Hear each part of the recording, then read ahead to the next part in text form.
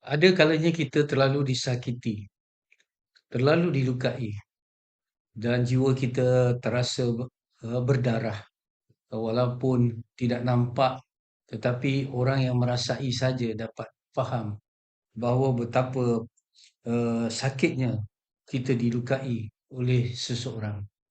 Selagi kita menyimpan kemarahan, selagi kita menyimpan dendam, maka waktu itu kita tidak akan bahagia. Kita tidak akan dapat ketenangan dalam hidup. Mau tidak mau kita perlu belajar memaafkan. Dan apakah formula untuk kita mendapat kekuatan, kemampuan untuk memaafkan?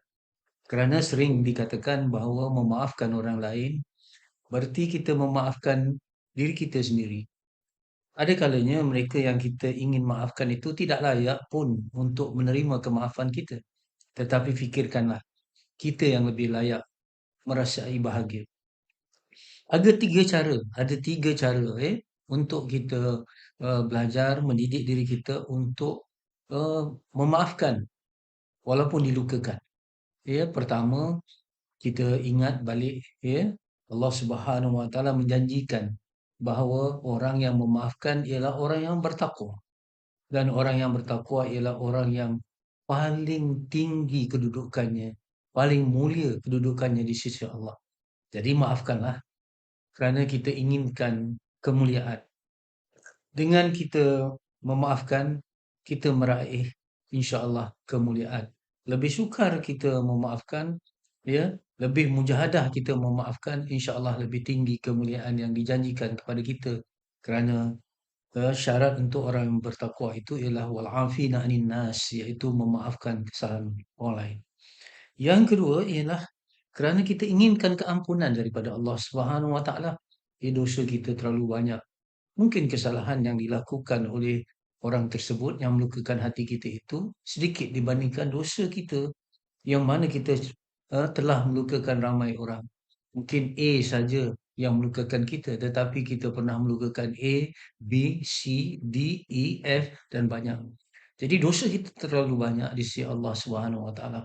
Maka Allah Subhanahu Wa Taala menjanjikan keampunan bagi mereka yang memaafkan kesalahan insan. Jadi cubalah datangkan dalam diri kita bahawa kita perlu memaafkan kerana kita inginkan keampunan daripada Allah. Jangan lihat besarnya kesalahan manusia, tetapi lihatlah besarnya keampunan Allah Subhanahu Wa Taala yang kita dambakan. Yang ketiga, bila ada orang yang menyakiti hati kita, itu merupakan takdir daripada Allah Subhanahu Wa Taala. Mana mungkin kita memungkiri takdir. Takdir pasti berlaku pada kita. Dan takdir ini datang daripada Allah. Allah Subhanahu Wa Taala itu maha baik, ya. Tidak mungkin di sebalik takdirnya itu, ya, walaupun kadang-kadang kita nampak pahit, walaupun kita nampak ya, pedih, tetapi setiap takdir Allah datang dengan pendidikan daripadanya.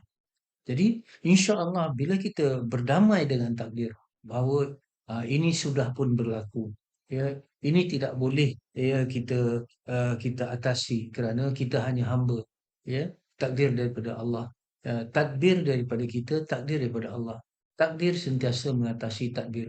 Jadi dengan itu kita belajar menerima takdir daripada Allah Subhanahu Wa Taala, dan Allah Subhanahu Wa Taala mengingatkan kadang-kadang sesuatu yang kita tidak suka sebenarnya itu baik bagi kita, dan ada perkara yang kita suka tapi tak baik bagi kita. Ya, ada kalanya takdir itu pedih, tapi pedih itu menjadi ubat. Ada kalanya kesedihan yang Allah hantarkan, tapi di sebalik kesedihan itu ada ya penawar yang Allah sertakan. Baik, jika dilukakan ingat tiga perkara itu insya-Allah.